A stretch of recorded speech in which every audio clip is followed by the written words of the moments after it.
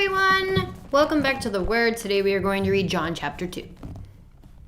And the third day there was a marriage in Cana of Galilee, and the mother of Jesus was there. And both Jesus was called and his disciples to the marriage.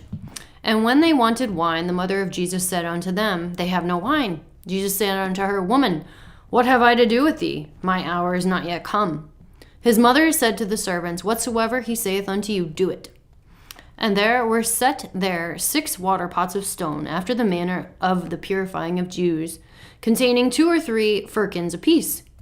Jesus said unto them, Fill the water pots with water. And they filled them up to the brim. And he saith unto them, Draw out now, and bear unto the governor of the feast. And they bare it. When the ruler of the feast had tasted the water that was made wine, and knew not whence it was, but the servants which drew the water knew, the governor of the feast called the bridegroom, and said unto him, Every man at the beginning doth set forth good wine, and when men have well drunk, then that which is worse. But thou hast kept the good wine until now. This beginning of miracles did Jesus in Cana of Galilee, and manifested forth his glory, and his disciples believed on him. After this he went down to Capernaum, he and his mother, and his brethren, and his disciples, and they continued there not many days. And the Jews' Passover was at hand, and Jesus went up to Jerusalem, and found in the temple those that sold oxen and sheep and doves, and the changers of money sitting. And when he made a scourge of small cords, he drove them all out of the temple, and the sheep and the oxen, and poured out the changers' money, and overthrew the tables. And said unto them that sold doves, Take these things hence, make not my Father's house a house of merchandise. And his disciples remembered that it was written, The zeal of thy house hath eaten me up.